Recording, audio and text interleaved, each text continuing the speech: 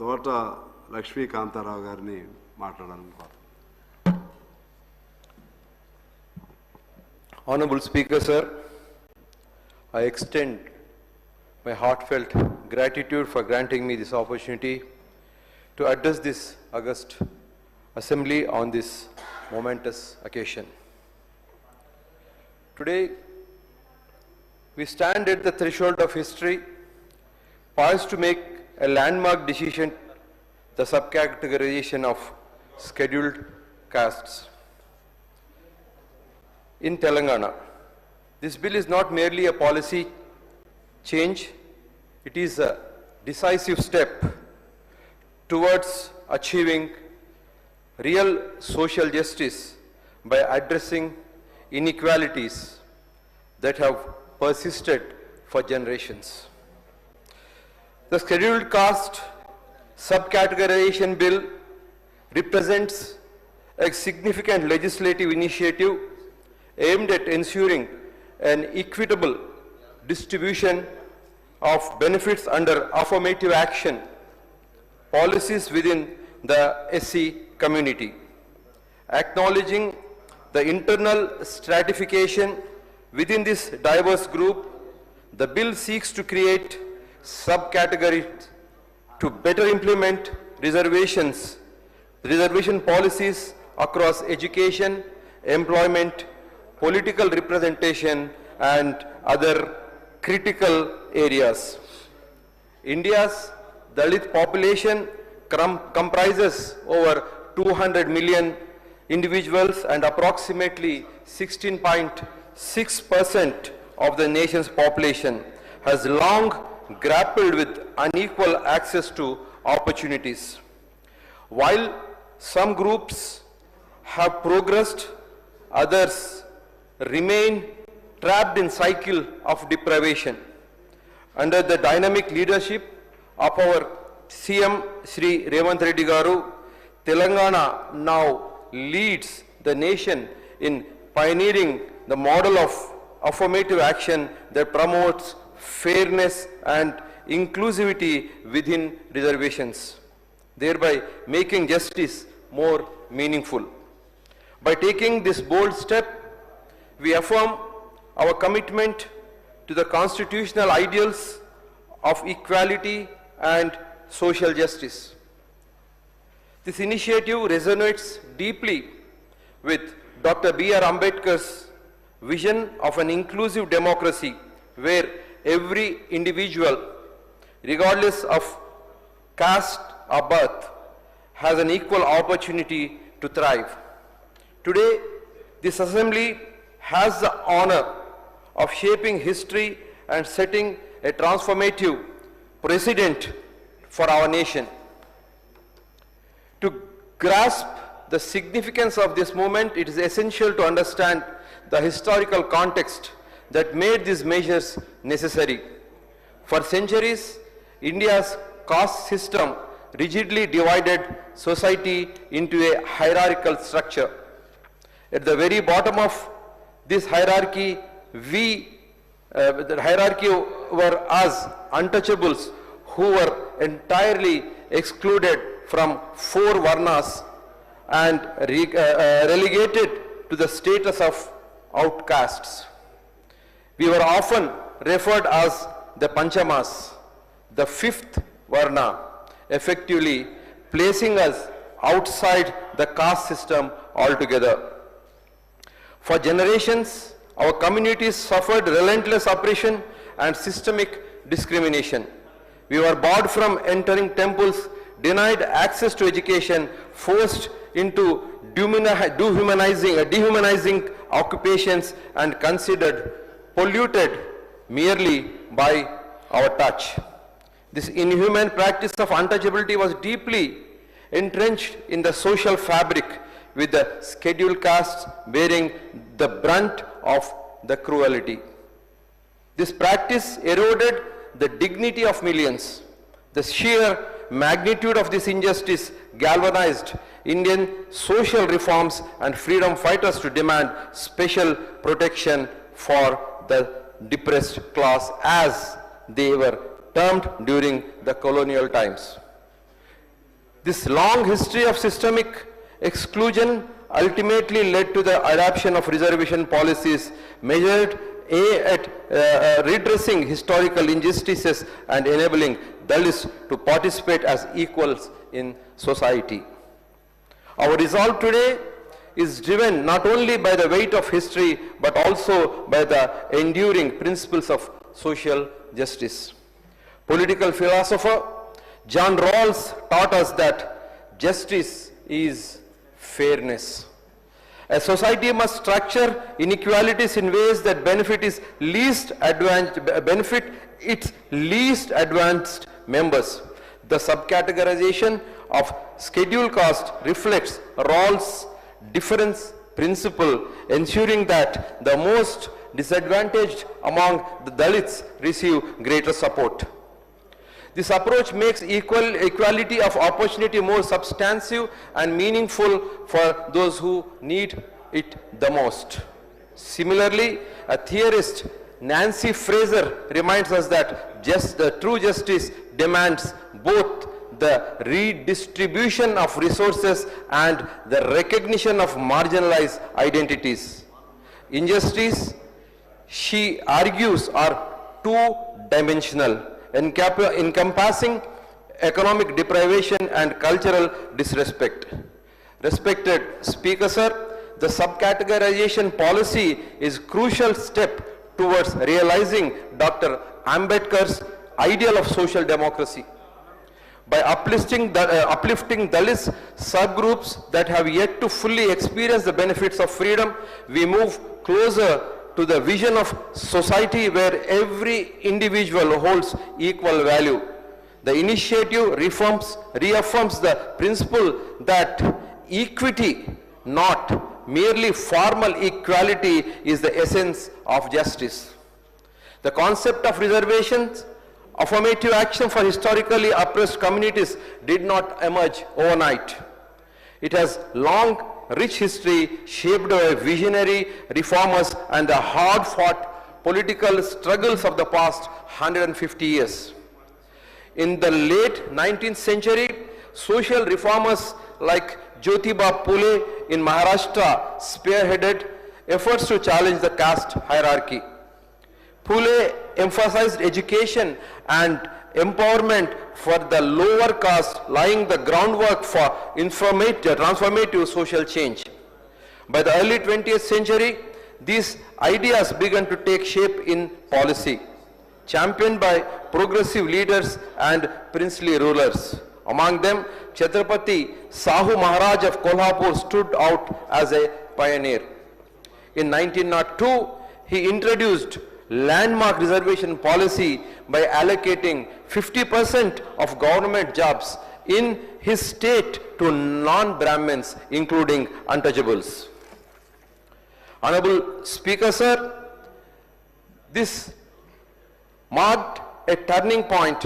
The Government of India Act 1935 solidifies the framework of Dalit representation. It was that the scheduled caste was first introduced in law, signifying castes listed, that is, scheduled for special consideration. When the Act came into effect in 1937, it provided reserved legislative seats for scheduled castes, formalizing the provisions agreed upon the Pune Pact. Building on this legacy, independent India embraced the principle of reservation in 1950 under the leadership of the Congress government. It launched one of the world's oldest affirmative action programs, ensuring representation of scheduled caste and scheduled tribes in the government jobs and educational institutions. Honorable Speaker, sir, while reservations have undoubtedly opened doors for Dalits as a whole over the decades, a concerning pattern has emerged within the scheduled caste. Not all SC communities have benefited equally from the allocated quotas. Certain relatively better off or more popular subcastes have secured bigger share of reserved opportunities in jobs, education, and political representation. while others, often those more marginalized socially or geographically, have continued to languish with minimal benefits. These observations are not based on mere speculation, but are firmly supported by the data. Since in 1960, communities like Madigas have voiced concern about their lack of equitable access to reservations. Despite comprising 62% of the total SC population, we have consistently been underrepresented in proportion to our numbers. In 1965, the BN Loco Committee recognized this disparity and recommended the removal of certain socially advanced SC groups from the list, identifying the Madigas as among the most severely disadvantaged. Later, in United Andhra Pradesh, the Justice P. Ramchandra Raju Commission was appointed in 1996 to systematically examine the distribution of benefits among SC subcastes. The findings were both revealing and unsettling. A couple of subcastes have monopolized the majority of SC reservation benefits, far exceeding their proportional representation within the SC population. Conversely, other subcastes, notably the Madigas and smaller groups like Reli community, were grossly underrepresented. The most marginalized among the Dalits were being left behind, while those better positioned within the group acquired the bulk of the benefits. The Commission concluded that this disproportionate distribution was undeniable and required urgent correction.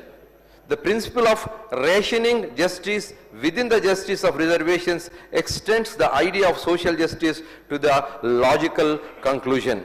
Our move today directly addresses this moral and practical challenge by introducing internal classification to ensure no subcaste among Dalits remain untouchable in the new India's journey towards progress and equality. In the late 90s and early 2000s, as movements advocating the SC subquota gained traction in states like Andhra Pradesh, Punjab and Tamil Nadu state governments began exercising their discretion to address these demands. Following the Raju Commission's recommendations, Andhra Pradesh issued an order in 2000 dividing the 15% SC reservation into categories A, B, C and D, each allocated specific subcaste. Similarly, Punjab had earlier enacted a 1975 notification splitting its SC reservation into 50% for Valmiki, Sikh and 50% for SC communities. While these initiatives were well intentioned, they soon encountered legal obstacles. The matter eventually reached the Supreme Court. The E.V. Chinnaya versus State of Andhra Pradesh, a 5-judge constitution bench of Supreme Court struck down the Andhra Pradesh subcategorization scheme in 2004. The court held that once castes are included in presidential list, they from a single homogeneous class under the constitution. The judgment clarified that the power to identify scheduled caste rests solely with the parliament and the president under under the article 341, leaving no room for state legislate to subclassification. Consequently, the Chinnaya ruling mandated the reservation benefits to be distributed uniformly across the entire SC category.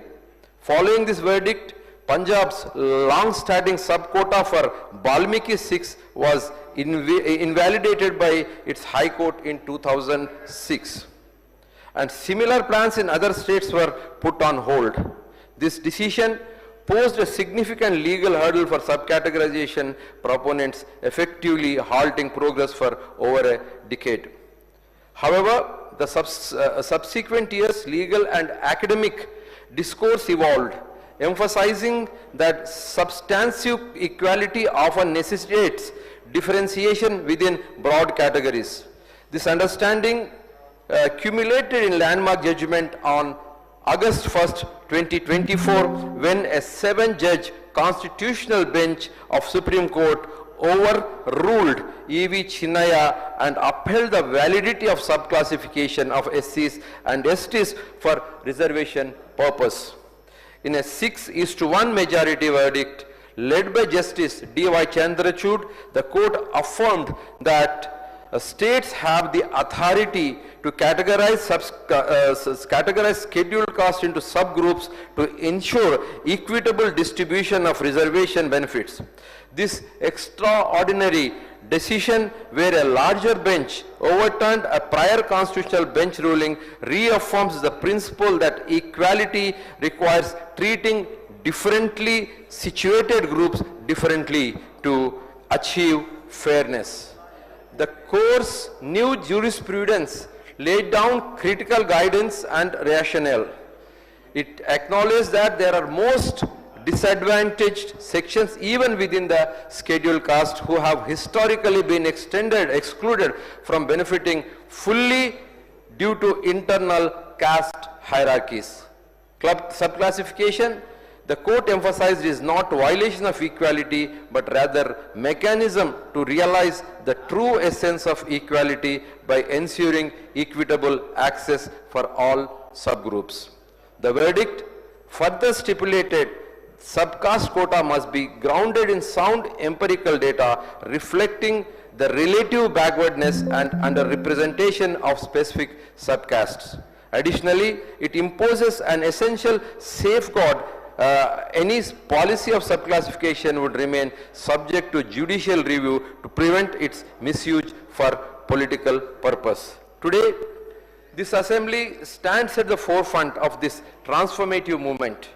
We must feel extremely proud, extend our heartfelt gratitude to our visionary leader, Shri Revanth Reddy Garu, as we are among the first in India to seize this opportunity afforded by the Supreme Court enlightened judgment. Taking the lead role, Shri Revanth Reddy Garu has made the social justice equitable and possible for the most disadvantaged classes of this nation, not only this state, but also leading light for this nation to emulate. Crafting a fairer reservation framework in alignment with the principles of equality and the law of the land. While legal green light, Telangana has acted swiftly and decisively to implement scheduled caste subcategorization under the visionary leaders of our Chief Minister. I call this model as a Revanth Reddy model of social justice. Shri Revanth Reddy Garu has done his level best to make sure he and his government serve the best to the marginalized communities who are living in this society. Our state, known for championing progressive social principles and policies, once again lead from front in pursuit of social, equitable social justice. On September 12, 24, under the leadership of CM Shri Revanth Reddy Garu has constituted a subcommittee under the leadership of Shri Uttam Reddy Garu, and on November 11, 2024, the government constituted a one-member judicial commission headed by retired Justice Shamim Akhtar to examine disparities among SC communities in Telangana. The commission was tasked with collecting extensive data and conducting consultations, building on groundwork laid by earlier studies in Andhra Pradesh, but focusing on Telangana's present demographics and socio-economic realities. Over the past several months, the Akhtar Commission engaged with stakeholders, received representations from various SC communities and organizations, and analyzed detailed statistics on education, employment, and socio-economic indicators such as all SC subcastes in the state. On February 4th, 2025, during a special session of Telangana Assembly, the Honorable Chief Minister tabled the Commission's report and the proposal for sub-categorization, marking a transformative step towards targeted social justice. The proposed model divides Telangana's 59 communities into 3 groups, Group A, B, and Group C for reservation.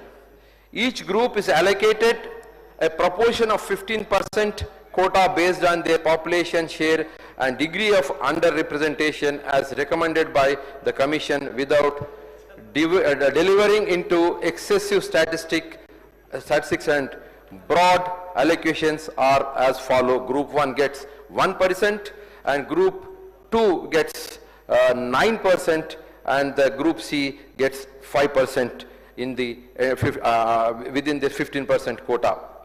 The bill to amend in Telangana Reservation Act accordingly has been introduced.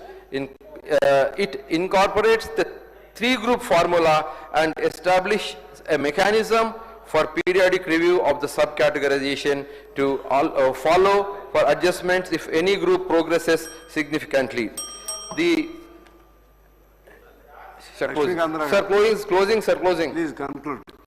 Yeah, I'm concluding, sir. Sir, as I conclude, I appeal to all the members of this House to support this historic initiative with unity and resolve. Let us send a powerful message that Telangana stands united in the cause of social justice. In the years ahead, when Dalit students from the most deprived subcastes rise to become doctors, engineers, entrepreneurs, civil servants, and leaders, enabled by the opportunities created today, they will look back and thank this assembly and forward-thinking leadership of Shri Revanth Reddy Garu for his vision and his courage. Thank you.